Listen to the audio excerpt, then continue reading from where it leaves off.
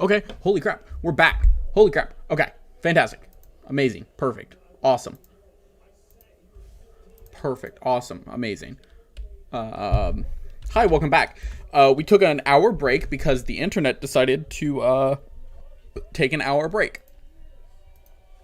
Yes. So, we're going to get caught up real quick. Really fast. Lawrence. Wilson. Lance. I know who the next pick is. The Patriots take Mac Jones.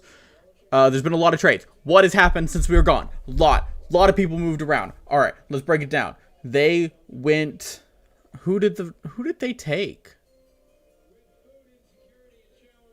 They took Pitts. Then they took Jamar Chase, and then they took Waddle, and then they took Sewell, and then they went J.C. Horn, and then they went Surtain, and then they went Micah Parsons, and then the Giants. Oh, there was a trade. They took Devontae Smith at 10, but we'll just do that when they get here. Who did they take? Who did the Giants take? The Giants traded. Yes, the Giants traded with the Bears, and the Bears came and took Justin Fields. They got Devontae Smith at 10, but we can't trade. So, bleh. They took Rashawn Slater. The Vikings traded with the Jets and the Jets took Alijah Vera-Tucker. The Patriots took Mac Jones, and then we're on to the Cardinals now. Okay, a lot of stuff happened here. Let's break it down. Okay. Sorry, we are having to catch all the way back up. This is a hellish situation with my internet. I had a 74 download and a 0.04 upload. So, fantastic. But we're back up to, like, normal 10 upload. I got Trevor Lawrence. Like, we were here-ish. Yeah, we were here, right, when we got off the phone with Justin. P.N.I. Sewell going to the Lions. Fantastic pick. Supposedly, we're reading reports that they had called the Falcons and made it seem like they were trying to trade with the Falcons to get Jamar Chase so that they could kind of try and freak out the Bengals and taking Jamar Chase at 5. They end up with Sewell back here at 7. If that's true, that's 4D chess, dude. This is really interesting. This spot right here is really interesting that both of them went corner. Neither of them went quarterback. Really interesting for me. I mean, it makes sense for the Broncos. They're going to go one more time with Drew Lock, or they could just be acquiring stuff to try and trade for Aaron Rodgers in the near future.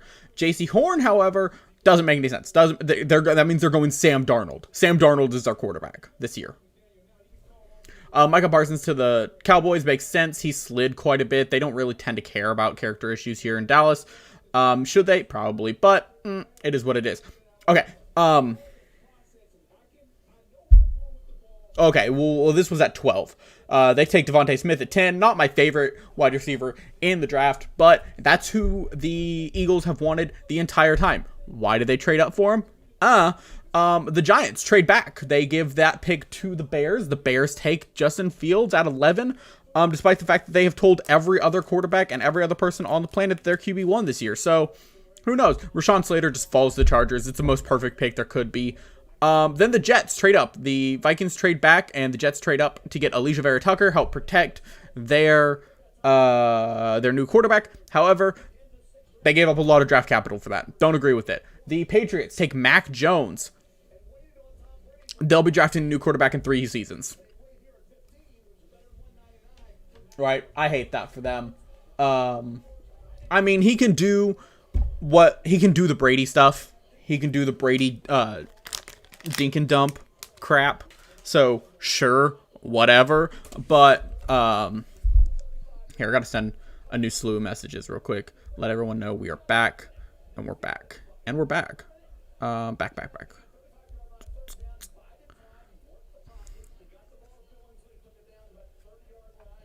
Okay, we are back. 9:45, still on.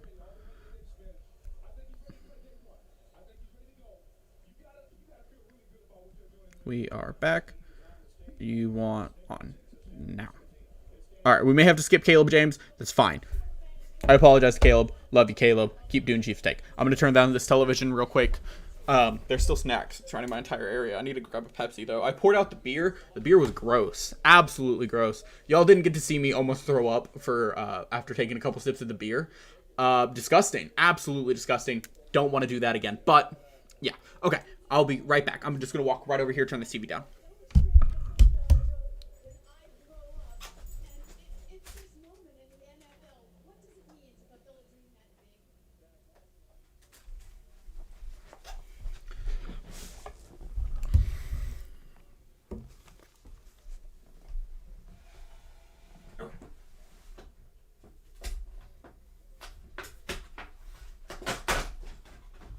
If you're ever looking for a drink to drink Mango Pepsi. It's fantastic.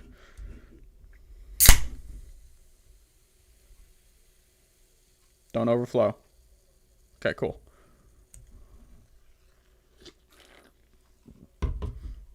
Whew. Good. It's good. All right. I need to check messages. You guys might get to go on another little, like, only look at my face trip. Okay. Keaton is finishing up class. Central time. Nick didn't know we were Central time. He thought we were Eastern. Probably. He's probably in the East. That makes sense. I haven't gone over the Brawl Network. We hired a bunch of Brawl Network guys for Border Fuel, and I haven't gone over with them that, like, pretty much all our times are Central time because Keaton and I both live in Central time zones. It's not that I'm not willing to adjust. It's just that it's much easier for me to not. That sounds like a douche thing to say. I'm sorry.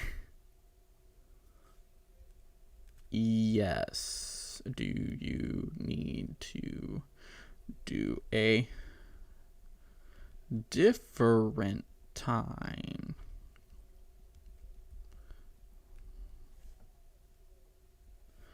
Cardinal Stake, Zavin Collins. That seems like a reach. That is a reach. That's a reach. Owasu is still on the board. There he is. Jeremiah Owasu is still on the board. Jamin Davis is still on the board. The Chiefs should be calling at this point. I think with Jamin Davis and Jeremiah Owasu on the board, the Chiefs should start calling people and being like, hey, I got 2 doubles. Right? I think it's interesting.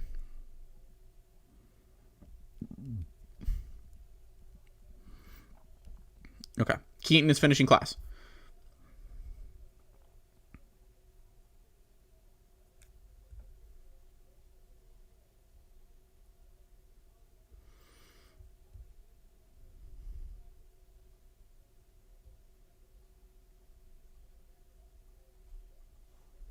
All right.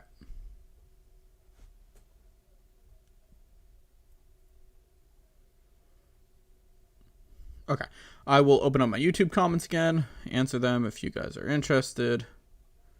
I don't think. Yeah. All right. That's fine. That's fine. Close that. Close that. Close that. Close that. Do that. I have. I went and grabbed the applesauce out of the fridge, so that's the only new snack I have up here. I'm almost finished with my water.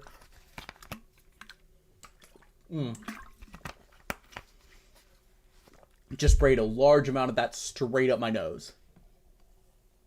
Is that Mac Jones they're still congratulating?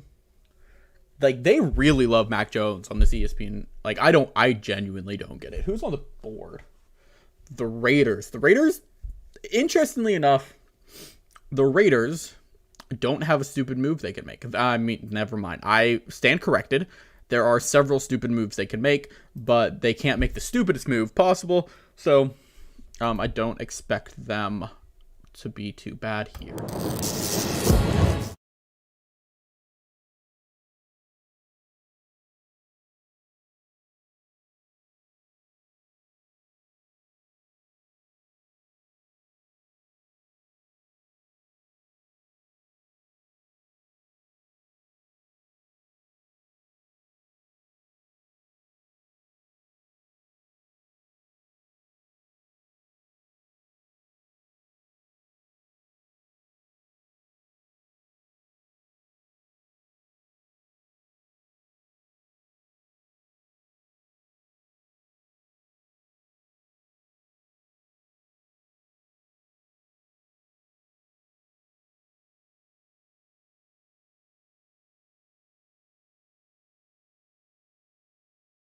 I guess you guys can see this now. I need dual monitors, honestly, so that y'all can like see one monitor while I do stuff on the other monitor. But what do I look like, a degenerate? All right. So I do want to look here at 11. It means the Giants are coming up pretty soon.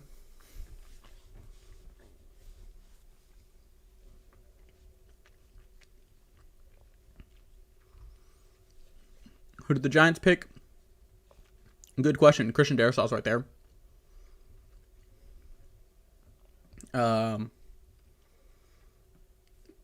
Jeremiah Wasu does not make it past this pick right here.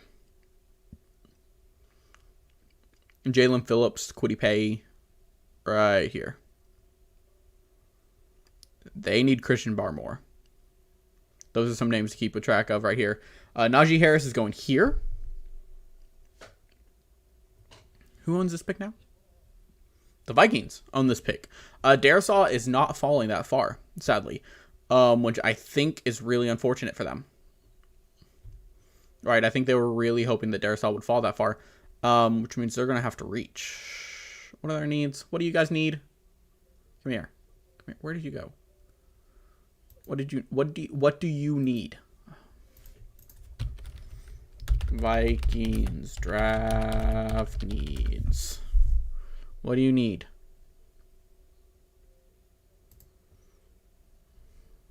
What do you want? Offensive line, Darrisaw isn't going to be there. You could technically go Leatherwood is a reach. That is a second round pick. Tevin Jenkins. Oh, Tevin Jenkins. They're going Tevin Jenkins. Never mind. That's a fantastic pick for them. I just closed the draft network. We're going to have to do this all over again. Select all. Next.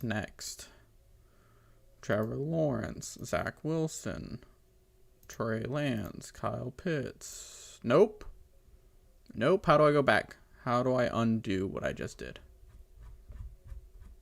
Is there not an undo button? Is there not an undo button? Undo. Pause. Can't do that. Restart draft. Whatever. I don't care. Select all. Next. Start. Trevor Lawrence. Zach Wilson. Trey Lance. Kyle Pitts. Jamar Chase. Who is this? Oh, Jalen Waddle. Penei Sewell. J.C. Horn. Patrick Surtain. They traded back. And the Eagles traded forward for Devontae Smith. The Giants traded with the Bears. The Bears took Justin Fields. The Eagles traded with the Cowboys. The Cowboys took Micah Parsons. The Chargers took Rashawn Slater. They traded with the Jets. The Jets traded up and took Alijah Vera-Tucker. Mac Jones. This pick just happened. It's Zaven Collins. Who did the Raiders take?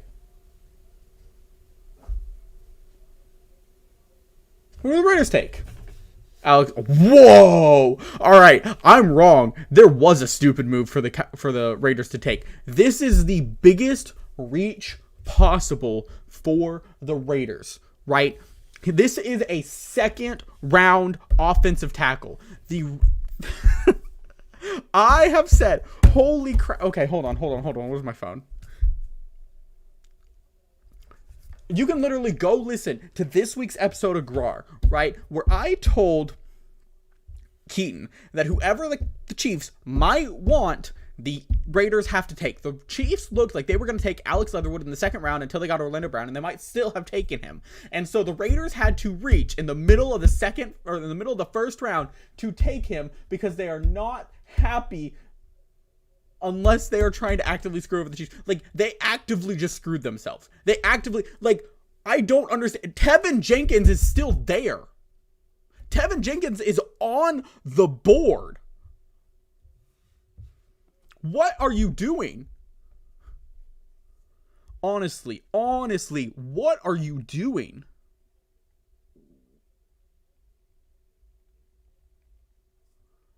What are you? Darisaw is still on the board.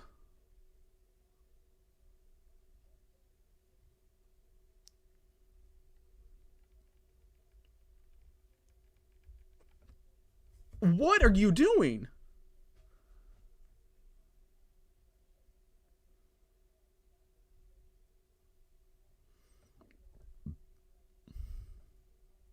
Like, honestly. That pick makes no sense. That pick is stupid. That pick is the most Raiders pick possible. At this point, Jalen Phillips, Kwity Paye, Jamin Davis, Greg Newsome, Azeez Ojulari, all of those great defensive picks that the Raiders could have picked, right? They need to be building on their defense, right? I mean, they just fire their entire... Yeah, 60% chance of being available at 60. 60% chance. Or not 60, 46. I can't read. What are you doing, Gruden? Look at me. Look at me. Look at Gruden. Look at me. What are you doing? Mike Mayock, what are you doing? That makes no sense. That pick's stupid. And it's going to pay off the exact same way that last year's pick did. You reached for Henry Ruggs, you failed. You reached for Alex Leatherwood, you failed. Mike Mayock was supposed to be a senior NFL draft analyst, and so far, all he's done is draft dirt.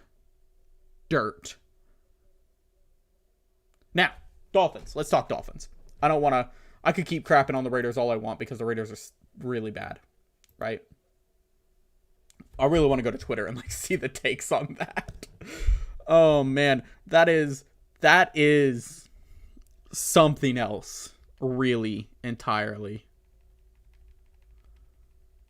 All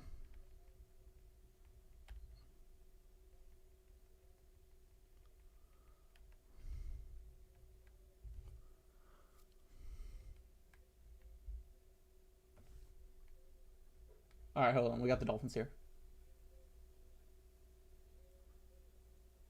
Jalen Phillips? Absolutely. Absolutely. Great edge player. He's not my favorite edge player in the draft. That goes to Azeez Ojulari, but he is a great edge player. Chiefs. Look right here. Look right here. Right here, too.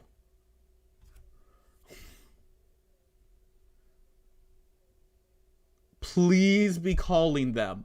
Be like, I got 2 2s. For this man right here. For this man right here. Azeez Ojulari or Jamin Davis. Oh man, I wouldn't be upset if they traded up for Jamin Davis. Right? Yeah, you kind of want them to go oh yeah, maybe they should go over wide receiver. You got Byron Pringle. Make Byron Pringle work. Right? You got Hardman, Byron Pringle. If you're gonna keep them, make them work. The Washington football team, who might have a name at the end of the season, looks like they might, they are in a great position too. They could take Kwity Paye right here, and have maybe the most dominant defensive line in all of football. But if they want to go the opposite direction, they can go Christian Darrisaw or Tevin Jenkins and have a fantastic offensive line, which they can then use to build Ryan Fitzpatrick and what's that kid's name? Heineke. They could use that to fall in love with them and make them great. The Raiders royally screwed up so bad that everyone after them is in a perfect position. Even I was sitting here going the Giants and the Vikings, they traded back and they're not in a perfect position at this point. Darrisaw is right there. Tevin Jenkins is right there. Maybe Tevin Jenkins gets taken here. Nah, probably not. The Raiders just made the game perfect for everyone but themselves. Everyone but themselves. Okay. Hold on. You guys get to see my face again. We are going to send...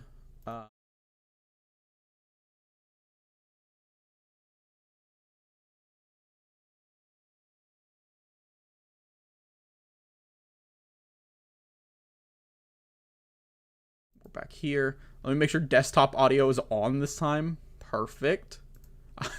Just had that open in the background. Don't know what y'all read, but it's whatever. Yes. Okay. So we're going to do here. We're going to go participants. We're going to let Keaton in.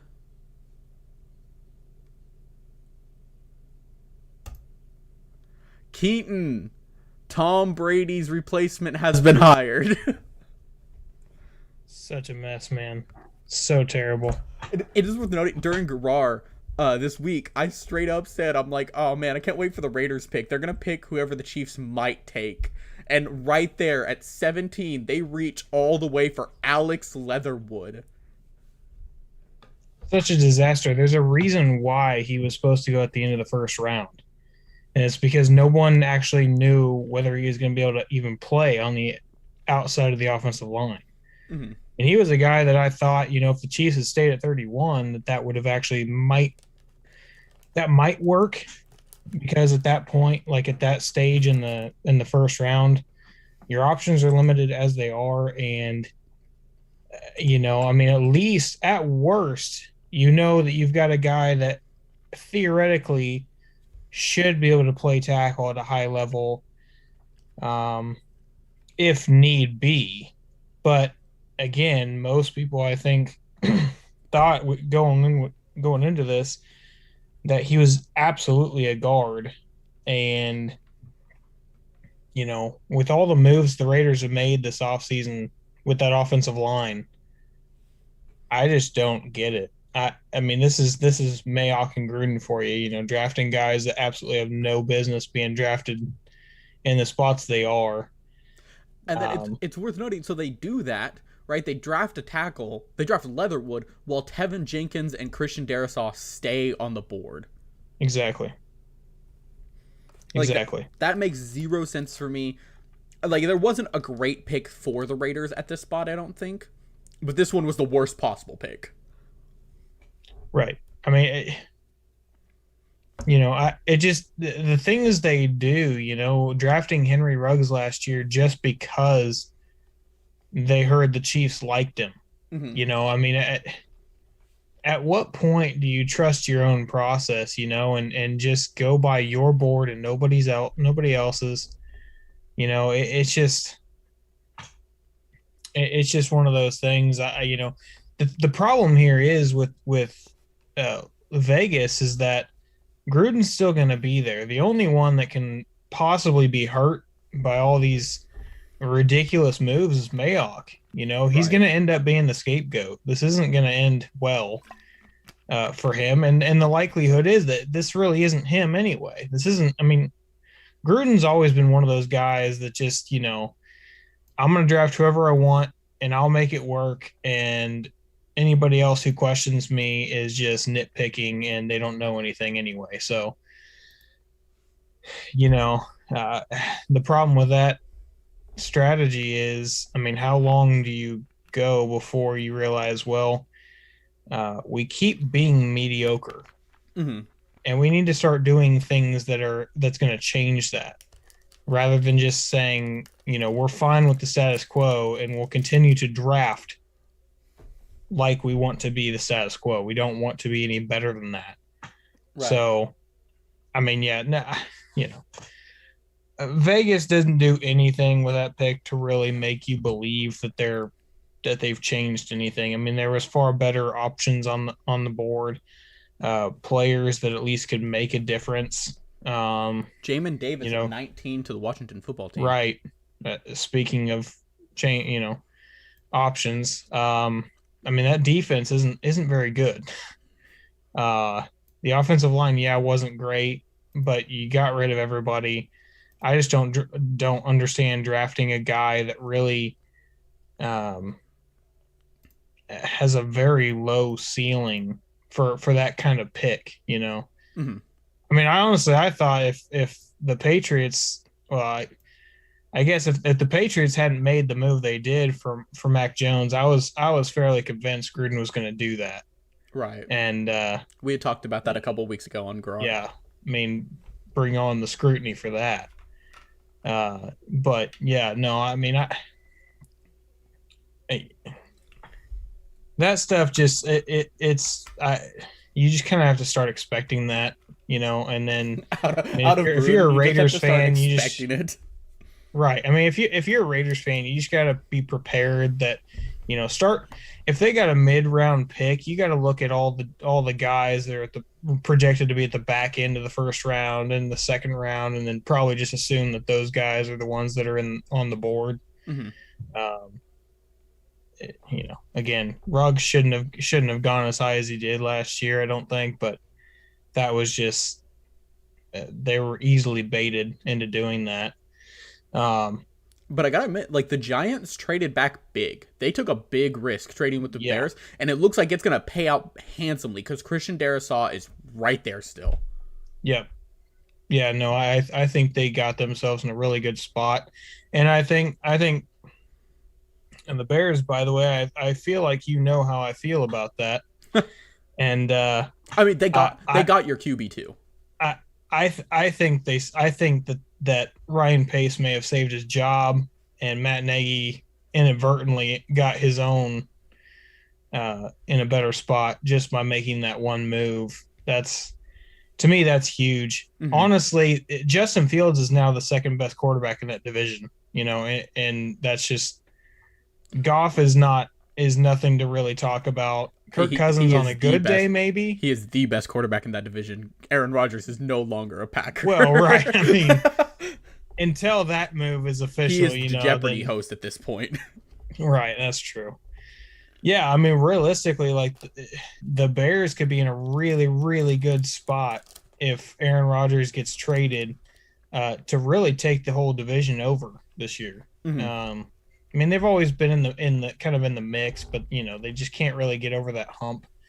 Um, but yeah, and it's not even really entirely about Justin Fields, but it's the fit. I mean, how high I am on Matt Nagy and that offense, and to get a guy that, uh, I mean, the reality is like when you talk about or when you hear scouts talk about Justin Fields, at least this week it was, well, what exactly is he not good at? Hmm. I mean, he runs. He's not as fast as Trey Lance on foot. Maybe he doesn't have as powerful of an arm as Zach Wilson. Maybe he doesn't have the pocket presence and just like leadership structure that Trevor Lawrence does. But the thing is that he's very good in all three of those categories where most of the other prospects so far are weak in some of those categories. Right. I mean, Trey Lance does not have the pocket presence. He does not have the experience playing against high level talent. Zach Wilson has the big arm and he's athletic, but again, hasn't played big talent. Uh, Trevor Lawrence has played big talent, has the smarts, and has a good arm, and he's fairly athletic. But I think that his ceiling isn't as high as some of the other guys in this draft. We've talked about that. So I think that fit in Chicago is just perfect. I mean, I understand you have to give up quite a bit, but again, your options were fairly limited. And if you're the Bears are consistently a mid-level team, so you're not going to be in the top 10.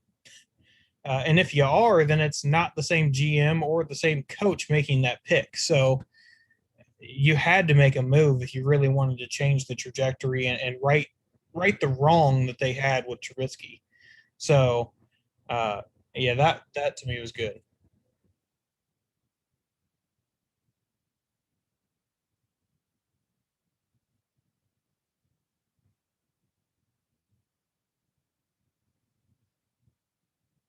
Daniel Jones, yeah.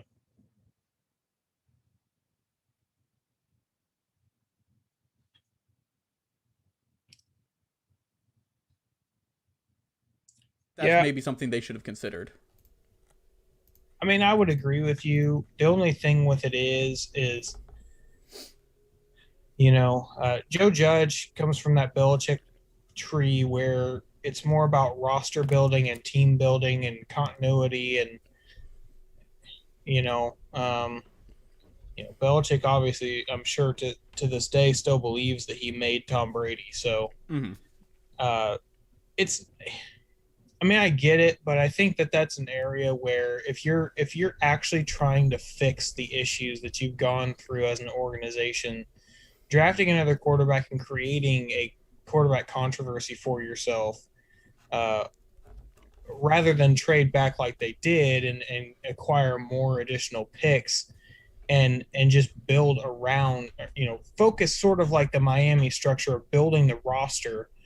And then when you have that roster in place, you feel like you've done everything you can do to help Daniel Jones be successful. Then you can say, okay, well, is he doing the right things? Is he progressing the right way?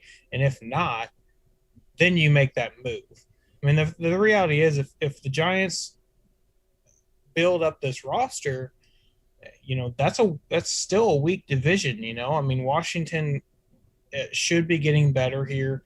If they continue their trend, Philadelphia, it's still a youthful team. They're still rebuilding. And they go Kadarius Toney here, which is roster building. You know what I mean? That is how much I like Kadarius Toney. I was, after this bit of the conversation, I was going to ask you, with Kadarius Toney and a lot of these wide receivers still on the board, do you think the Chiefs should try trading into this 23 through 26 range, packaging up their twos and trying to get back in, or packaging up at least one of their twos and trying to get back in? But with Kadarius Toney off the field, I don't know if you still feel that way. I know for me, I look at Azeez Ojulari, who's still sitting right there for an edge player, and go, maybe the Jaguars are interested. Right. I mean, I wouldn't discount it. I mean, that's the thing is, like, for me going into the offseason, obviously I guess, a month into the offseason, I was not exactly very hot on how things were going for the Chiefs. And I was fairly convinced that they were just going to stick it out at 31. And really, whether they drafted an offensive lineman or not wasn't going to change my feelings on anything. I was still going to be down on it. Mm-hmm. But, no one really saw the Orlando Brown trade coming, because most people were of the like mindset that there's no way the Ravens are going to potentially bury themselves by doing something like that. Right. And they did. I mean, the thing is, I'm sure Veach had to pay more than he would have otherwise, but again, he only paid out the equivalent of a second round pick. That's true. And the reality here is that, again, how many at this point, how many positions of need do you really have as far as starters are concerned? Mm-hmm. The reality is he could theoretically turn 2 second-round picks into potential starters, or at least key players in some way. Right. So I guess it sort of depends if one of these guys continues to fall and you start to feel like, okay, well, if I get this guy, whoever this player is going to be worth it more to me than 2 lesser talents that still could be somewhat contributing, whether it be this year or next year.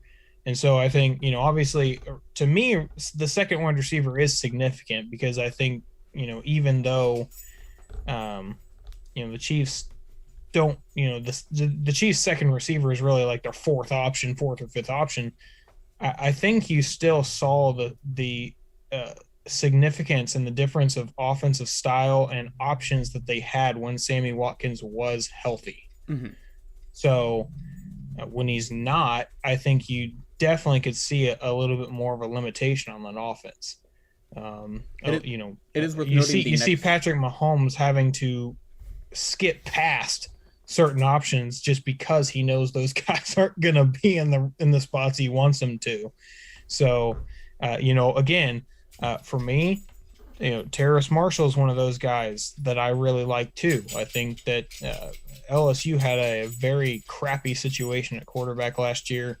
They rotated several guys in, but based off recent history with LSU receivers, I think there's a lot of potential there to go along with it. And speaking of which, one guy that's starting to fall now, Indianapolis is up, so who knows what's happening there. Tennessee is next. Both of those teams need receivers. But Rashad Bateman is falling, and Rashad uh, Bateman, Elijah Moore, Terrence yeah, Marshall. those guys are all in the realm. And Bateman really is a perfect X receiver, and that's exactly what the Chiefs really need. Mm-hmm. So, um, you know, who knows? All right, and I gotta get you off here and get Nick on here. So, you said, do the Chiefs trade it back into the first round? Or do they stay in the second? I think they stay in the second because I think they value their, if the players always fall out of the first round and fall into the second round that really nobody thought would. So I think, you might be seeing a situation where each packages one of those second round picks and a later pick to get up a few spots in the second round from where they currently are, just to snag someone who's falling. But I don't think it's likely. I wouldn't bet on it at this point. Absolutely. Well, thank you for coming on. I will talk to you later, man. Of course, thanks. All right, bye. All right, guys. We got one more special guest. We're going to go one more time into a transition here. We're going to go into a nice little Zoom.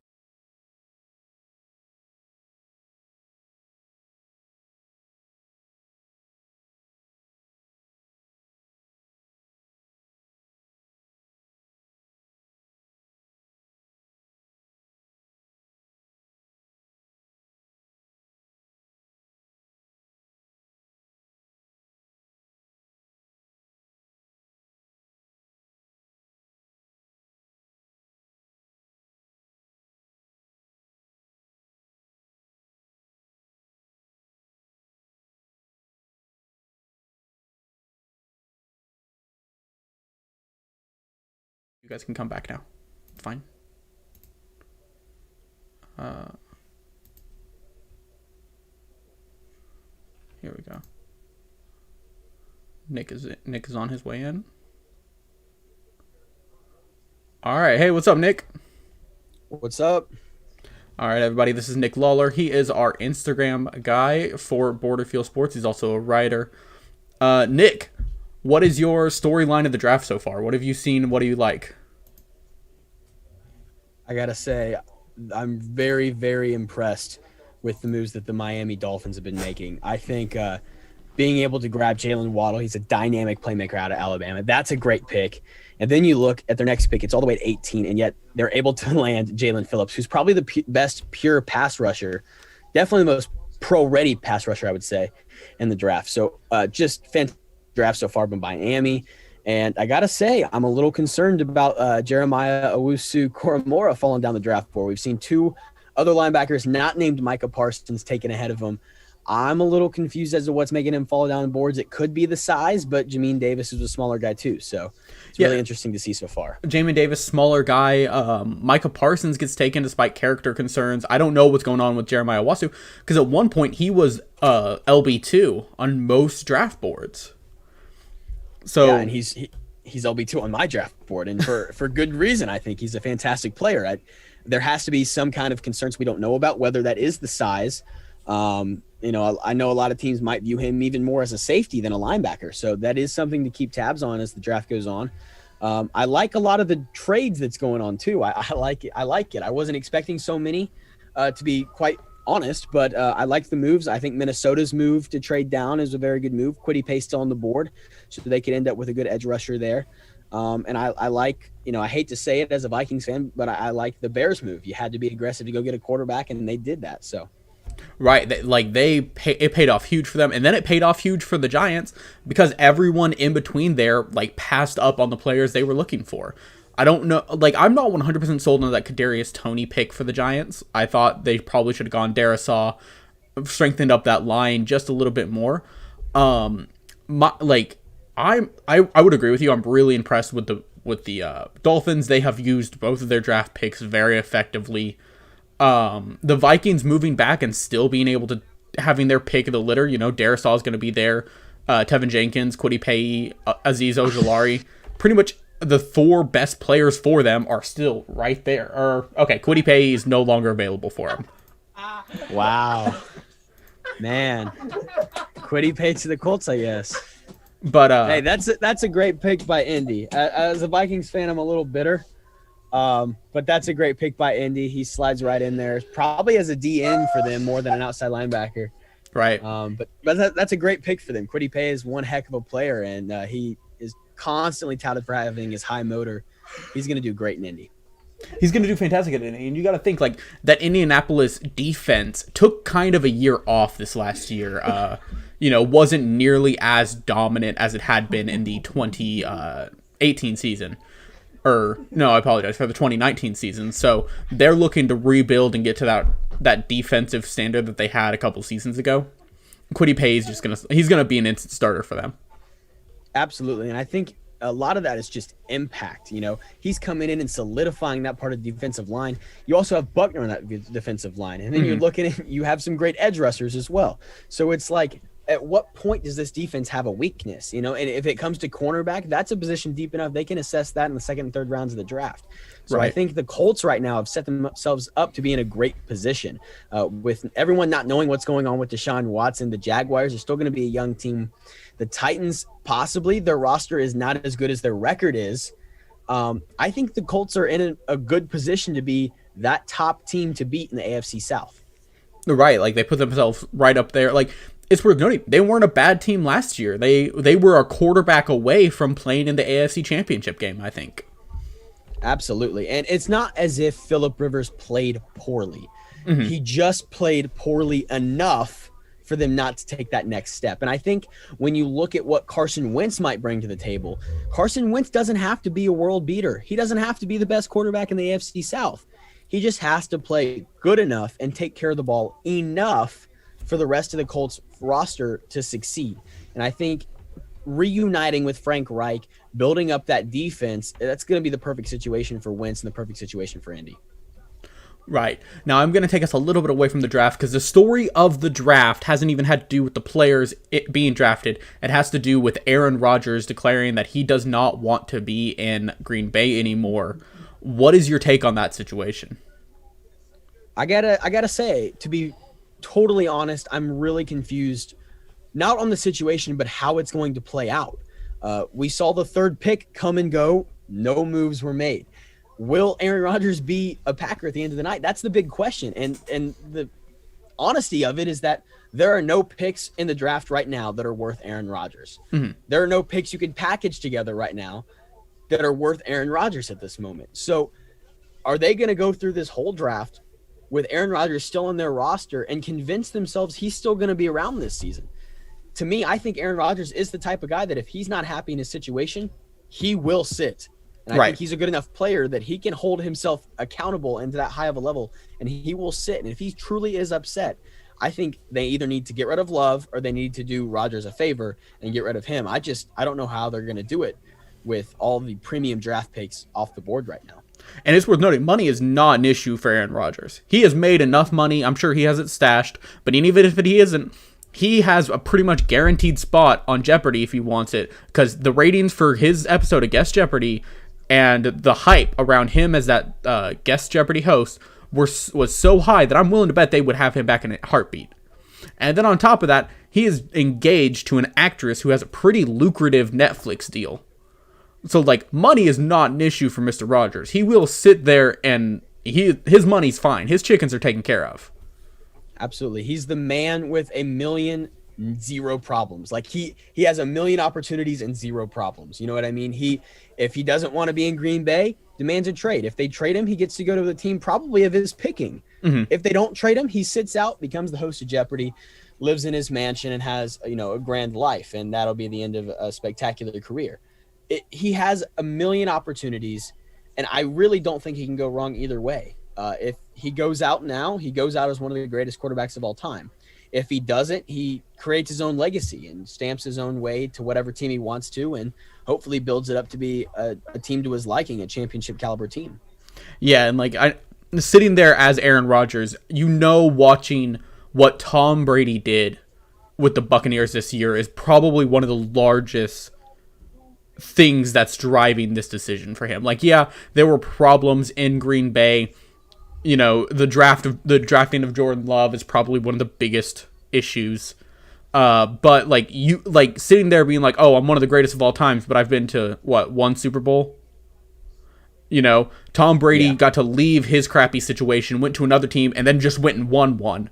And I've been to one, and they won't let me go back to one. Yeah, and I think the way that Tom Brady is able to make decisions on the roster, like there is no one in their right mind who can tell me that Tom Brady does not have a significant say in how their roster is built. And I think Aaron Rodgers at this point is looking across the pond and he's thinking, where's my opinion? Why don't I get to determine who's on the roster? Why don't I get a say in the first round draft pick? He wasn't even told what the first round draft pick was last year. They traded up for his replacement and they didn't even tell him. It's a brutal situation. I know if I was Aaron Rodgers, I'd be doing the same thing. I have zero problem with his request. I think he is going to do the best thing for his career. And at this point, only he knows what that is. I think it's pretty disappointing that a franchise he's been with for so long and has done so much for is not willing to fulfill his request. As we saw, they have denied trade requests already from other teams, namely the Niners. And I think that is disappointing. However, if Aaron Rodgers is a Niner by next season, the Niners are probably in the top 3 in Super Bowl odds. And that's going to be a very interesting NFC to watch. I think because he gave 3 teams as his short list for places he's willing to go because he has that no trade clause. He pretty much gets to choose where he wants to go. He said San Francisco, then the Broncos and the Raiders were his other 2. I think he turns the Broncos into a Super Bowl contender immediately. I don't know so much about the Raiders. Yeah, the Broncos do have a good defense built. They have some young weapons. Cortland Sutton's coming back from an ACL. Jerry Jeudy. Yep. And Tim Patrick, Deshaun Hamilton. That's a good squad. They have Noah Fant as well, Melvin Gordon in the backfield. They're building up that offensive line too. They just, solidified that defense with Patrick Surtain. That's a great team, and I do think you're right. He makes them instant contenders. And the best part about that is they're in the same division as the Chiefs. That's going to make fireworks all years long. They're in the same division as Justin Herbert and the upcoming Chargers. And I think that could only make it for a very fun season to watch.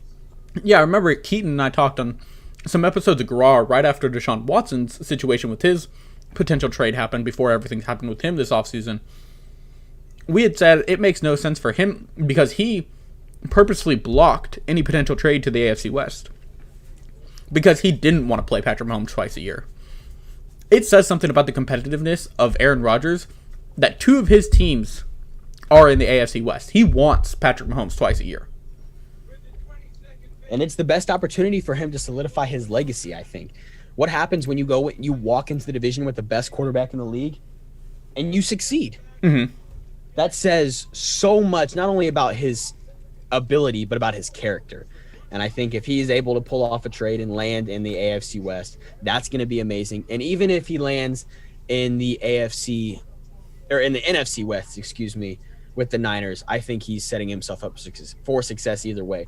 Even if he lands with the Raiders, who I think we can both agree their roster is not quite up to par with those other 2 teams, he makes them a contender just because he is Aaron Rodgers. Mm-hmm. When you look at that roster that the Packers have built, it's a good roster, not a great roster. And I think he can take any roster and make it a great roster just by adding himself. And so I think wherever he lands, he's going to be one heck of an athlete, one heck of a player, and he's going to make that team fantastically successful. Right. And then, okay, so before we go, to finish up the Aaron Rodgers talk, you said it's unlikely that he's being traded tonight, right? Because if he wasn't traded already, there really isn't another team here that I can see that can make a move for him. Especially because supposedly they want to trade him to the AFC, not the NFC. That's going to knock the Saints off the board, which I think is the last team here that really could trade for him. So it's probably not happening tonight, which means it's not going to happen before June 1st.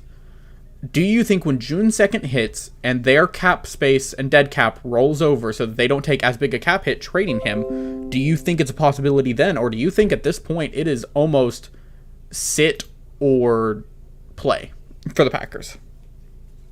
I do not think they will take the risk of him sitting. I think they know he's serious. If I were Brian Guthworth right now, I would know he's serious. Aaron Rodgers is a serious man. He wouldn't threaten to sit out and then not follow up on his order. So I think you have to trade him. And whether that be after June 1st, so be it. I know a lot of reports come out that a lot of teams are hungry for 2022 draft picks because it's going to be a fantastic draft, and a lot of evaluations are going to be much cleaner than this season because, not as many opt-out players. Mm-hmm. And so it would not surprise me if after that June 1st deadline, they're able to land 2 to 3 premium 2022 picks, and really set themselves up for a good future. But I gotta say, like I mentioned earlier, I am still disappointed in their reluctancy to trade him tonight because I think it would have made not only a good sending off for him, it would have made fireworks for the NFL draft. Right. Well, good luck to your Vikings. They are on the clock. There's still some guys up there that they can definitely take. I think they're going to take Darisaw here, but good luck to them. You have a great night, Nick, and I'll talk to you later. Awesome. Really appreciate having you on, man. Hey, no problem. You have a good night. You too. All right, guys. We are 30 minutes away from switching from YouTube, Facebook, and Twitter to an exclusive Instagram Live. Make sure to go check out Instagram at BorderfieldHQ on Instagram. We will be live there for the final, I'm going to say 30 minutes of this stream. I don't see myself going past 11. But you just heard from Nick Lawler. That is our Instagram dude. Fantastic guy. He's great. Appreciate him a lot. Yeah, a lot of great stuff from both him and Keaton. While we were gone, Kwity Paye to the Colts. Like he said, great edge rusher. Caleb Farley to the Titans. Have some serious concerns. I have some concerns about that pick. Caleb Farley has some serious injury problems. He's currently injured, just finished surgery. I don't even know if he's going to be ready for when the season starts. Back surgery, back problems are not something to play with. And for a position like cornerback, injury problems and lack of strength conditioning will get you killed.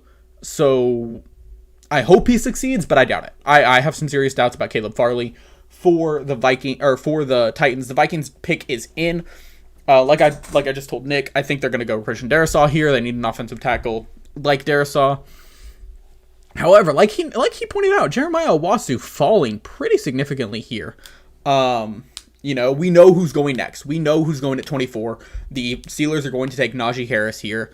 And then it goes down to the Jaguars. But if the Jaguars leave Christian Barmore on the draft board for the Browns, this has been my favorite pick for the draft all year long. I don't care who picked what. The Browns take Christian Barmore. They are a Super Bowl contender. That's real life. So we'll see what's going on with them. I'm going to snack up a little bit. We're just going to kind of spitball here. I guess I can go back a little bit here and talk about things that happened while I was on the horn with Keaton. Jamin Davis to the Washington football team. That is my favorite linebacker in this draft. He is my LB1. He is fantastic. He's great. He's speedy.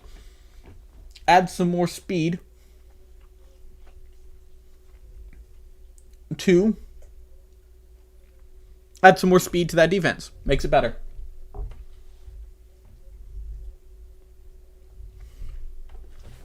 Kadarius Toney to the Bears. I'm sorry, that was the Giants. Doesn't make any sense to me. Really doesn't. They have some defensive needs that come before him, but whatever.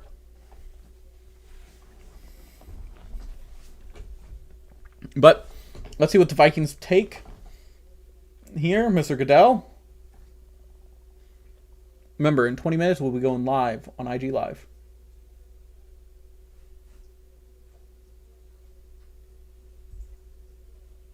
Darisaw? Yeah. Great pick for them. He's a great he's a great offensive tackle. They're taking Najee Harris. The Steelers are taking Najee Harris.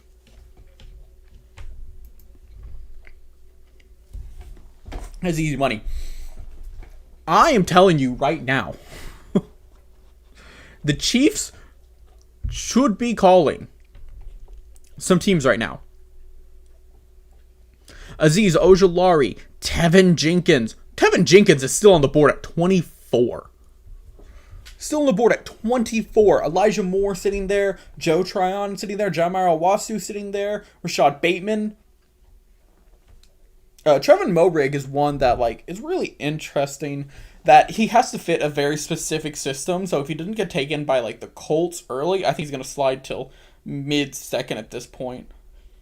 Really sad because you want to see him go high, but like I said, he has to fit pretty much a very specific system. So those very specific systems know, oh, we can just sit on him.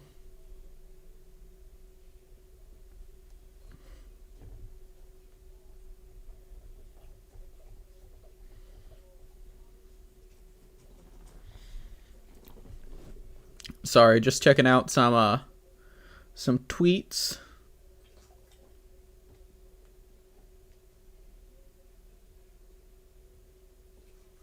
The chair.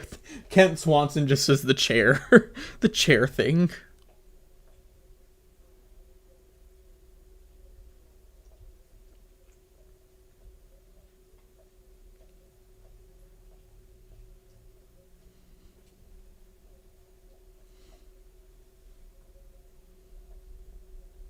Here's my final Steelers mock. 24, Trevor Lawrence. 55, Kyle Pitts. 87, Peni Sewell. Gotcha.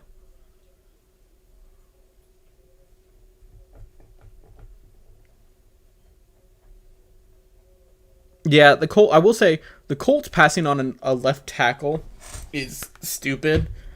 Not really a fan of them passing on Darisaw and Tevin Jenkins there. They need a left tackle. They have Wentz back there who is struggling mentally. The best way to build up his fortitude and his confidence is to get him to protect him. You can't let people beat on him. But for them to just say, it doesn't make any sense to me.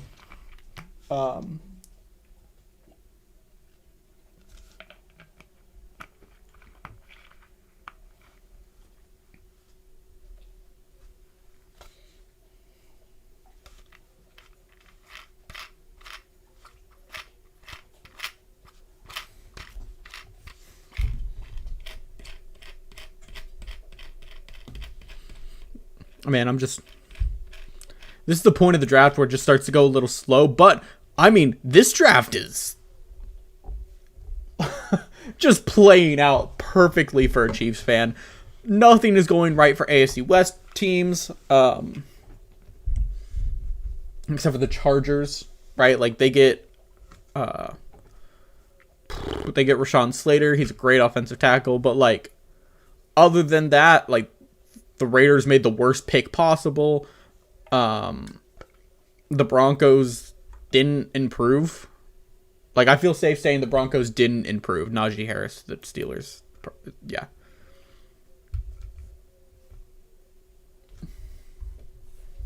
Najee Harris is a beast, but I don't know how it's going to translate into the NFL. Runners like him don't translate well into the NFL, so it is what it is.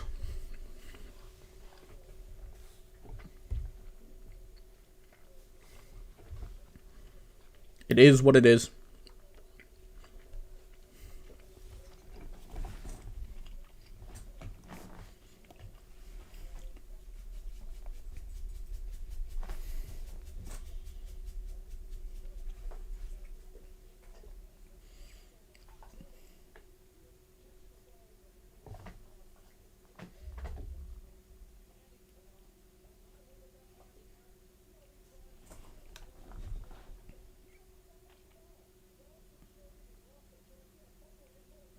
Right, it's mostly schemes that he succeeds in, and breaking poor tackles, which doesn't happen in the NFL, right? And if you try to jump someone in the NFL, which is something that Najee Harris does a lot, you're going to die. You are going to die. Ask that who's that tight end that Detroit drafted a few years ago? Yeah, those are schemed out. Yeah, that's a bad tackle. That's a low tackle. That's a bad tackle. Like, these are good. They look like decent highlights, but like that doesn't happen in the NFL. Those guys in the NFL get paid the big money they do because they tackle better than that. Like, don't get me wrong, there are bad tacklers in the NFL, but like it's not going to happen like that. Remember, we are 15 minutes away from going live on Instagram Live. That is Border Fuel HQ.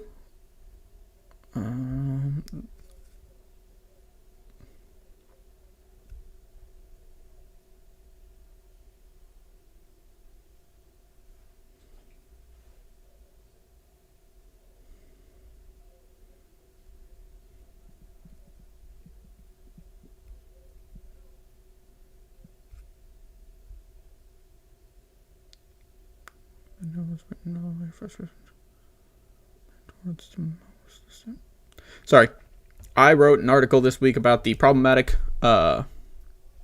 members of the internet wrestling community, and apparently just got a ton of messages while I wasn't even looking.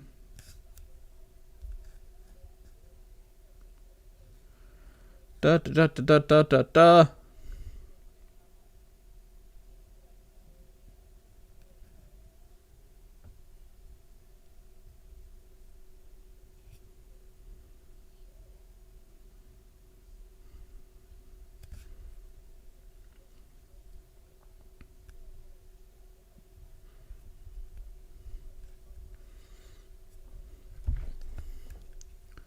Only 7 more picks. Feels like we have so much longer to go, but really.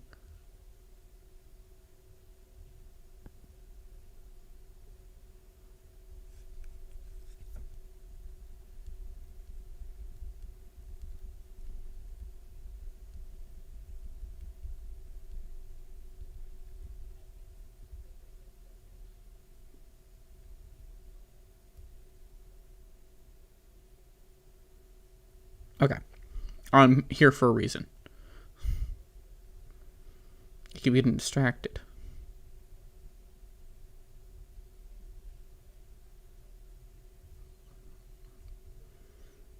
Alright, we have gone up in subscribers. I want to thank everyone who subscribed. Okay, thank you. No one watching on YouTube. I was trying to find YouTube so I could see if we had any YouTube comments, but... Oh, I have not shared this to... the Facebook page. So if you're watching this, you're on my personal Facebook page. Congratulations.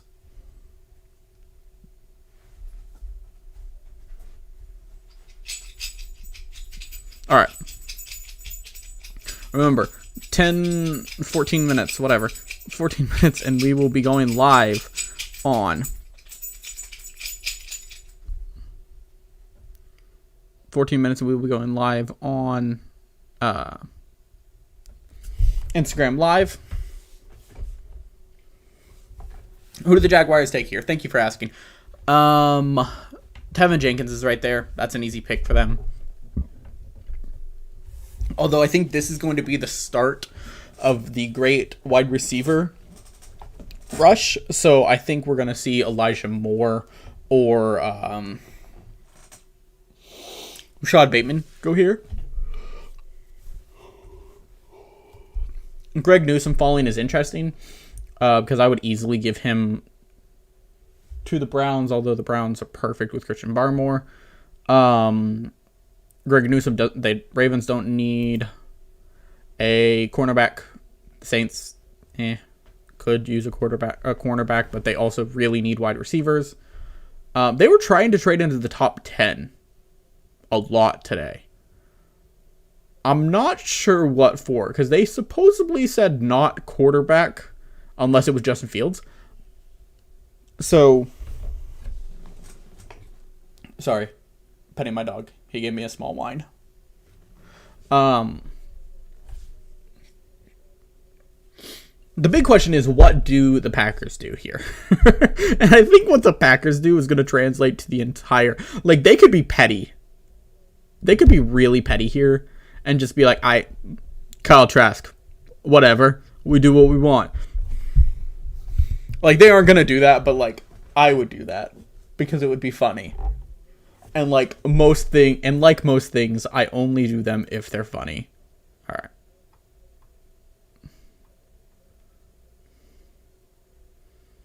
Yeah, we've seen some reaches. Some pretty significant reaches here.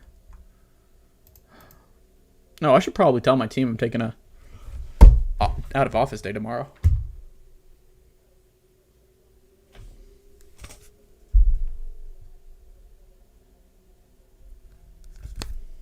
All right.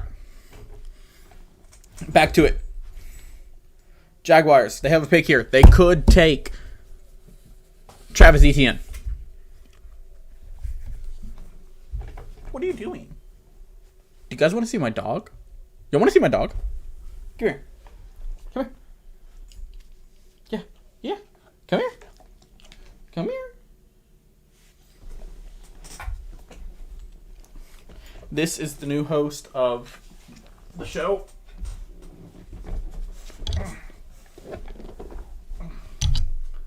He is not very good at football, but he is a great basketball fan.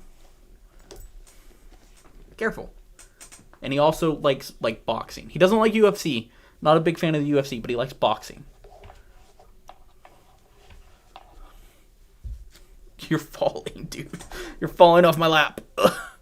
I know you think you're a lap dog, but you're too big and too wide for it. Now Roger Goodell's in the chair.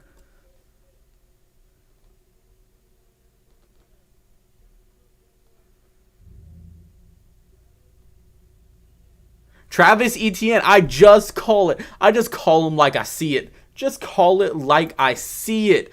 I'm that good. Fantastic pick for them. They're going all out on the offense, which I think is smart. They're getting a Clemson quarterback with his Clemson running back. That's going to give them a ton of familiarity and a ton of exposure to each other. I think that's one of the smartest. That's one of the smartest plays thus far in the draft. Really smart, right? You'd forget Urban Meyer was an Ohio State guy. You'd think it came from Clemson. Although he's more notorious for his time at Utah State than he is for his time at Ohio State. No, I'd say he's more known for his time at Ohio State, but he was more successful with his time at Utah State with Alex Smith. Love Travis Etienne. Dude, you're falling. Do you want to go? You want to go? Okay. Whoop. Are you going? Are you down? Okay. Are you going to host the show now? Do you have food in the kitchen? Okay, yep. Okay.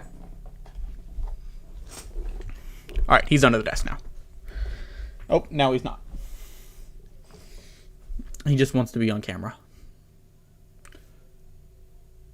Alright. Christian Barmore's going here. The Ravens could take Azeez Ojulari. They could also take Elijah Moore. Or Joe Tryon. Again, Jeremiah Owasu just falling.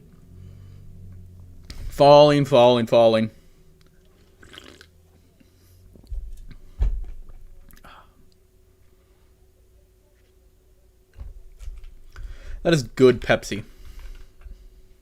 All Pepsi should come with mango in it. For those keeping track, I finished my water. I'm kind of hungry, to be honest. I'm sitting here snacking I'm kind of hungry. Honestly, great draft for most teams. Raiders excluded. I would even argue Colts excluded. They didn't make a great pick there. But Chiefs should be calling this range. Hello, you right there with the first round pick. Yeah, we would like to have that pick. We have a second round pick with your name on it. We'll give you a second and a fourth. I think at this point that's fair. A second and a fourth to move up, and we're going to take Azeez Ojulari at that spot if he's still available.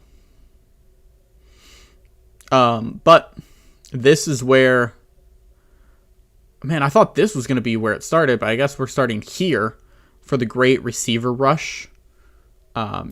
Taking a ton of receivers off the board. Oh. So, who knows? The Browns pick is in. Coming in that fast, it tells me it's going to be the pretty obvious pick.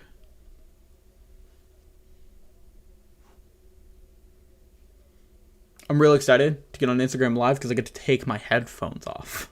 I honestly can take my headphones off now. Like, it kind of helps me because, like, I can't hear myself as much. Like, I come in at a pretty good volume to myself. But, and, like, I can't hear much of anything else. So, like, but, like, they just start, like, smashing your head after a certain point. Oh, this is in Cleveland. This is in Cleveland. I keep forgetting that.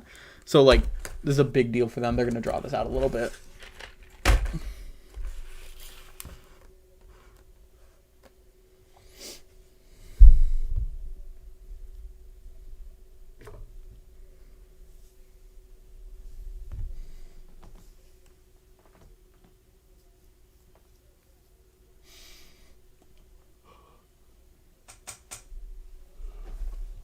Why wouldn't they have, like, I don't know, a Browns player announce this pick? Like, they're in Cleveland. I'm pretty sure they're, like, across the parking lot from the stadium. Across the parking lot from the dog pound. Like, why wouldn't you have, like, Baker Mayfield or Myles Garrett come out and announce his pick? Like, don't let Myles Garrett do it. He's going to start swinging and you might try and kill someone with their own helmet. So,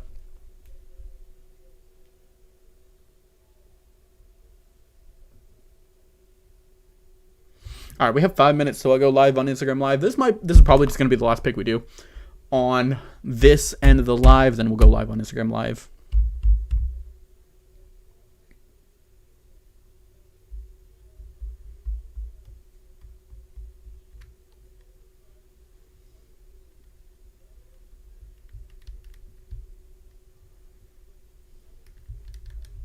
I don't think Roger Goodell understands that he's in Cleveland and, like, this is the Cleveland pick, and you might just want to, like, let him have it.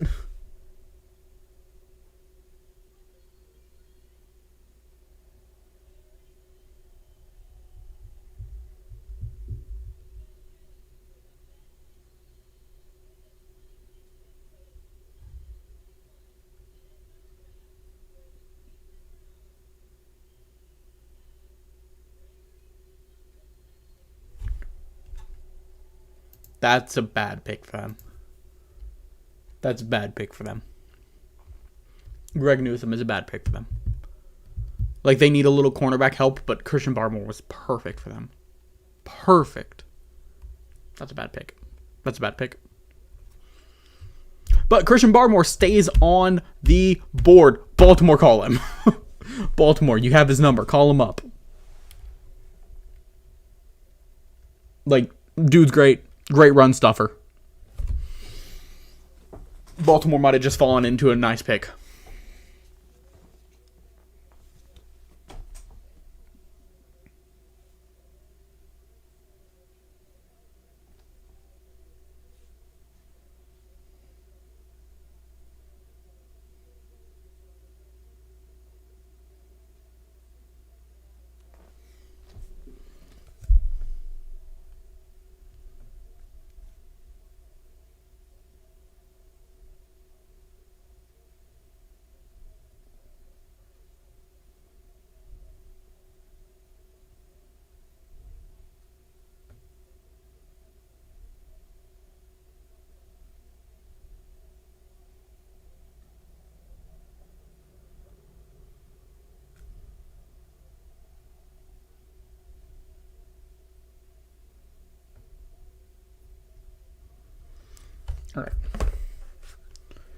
All right, guys, we are going to head over to Instagram Live. Make sure to go over to our Border Fuel Instagram. That is Border Fuel HQ. I will be there. I will no longer be here. Thank you guys for coming and watching today's video. Make sure to tune in Mondays and Thursdays every morning, 9 o'clock. I say every morning. I skip one a week pretty much, pretty consistently. Monday and Thursday, 9 o'clock. At 9 o'clock in the morning, we do Border Fuel the Fuel Up. It's Border Fuel's exclusive morning show. I do 30 minutes of news roundups for the last few days and look forward to what to expect in the next few days. On top of that, every Sunday at 11:45, we upload Border Fuel Live. It is myself, Christopher Tenpenny, and Donovan doing our darndest to break down what's going on in the world of sports. Also, they post them a bit more sporadically, so I don't have a schedule for you, but make sure to check out Balling Over Beers. They have tons of uploads on our YouTube channel. They'd love to have you there. They do giveaways quite often, so make sure to tune in for those. I will see you guys over at the Instagram Live at BorderFuelHQ, and until then, catch you later.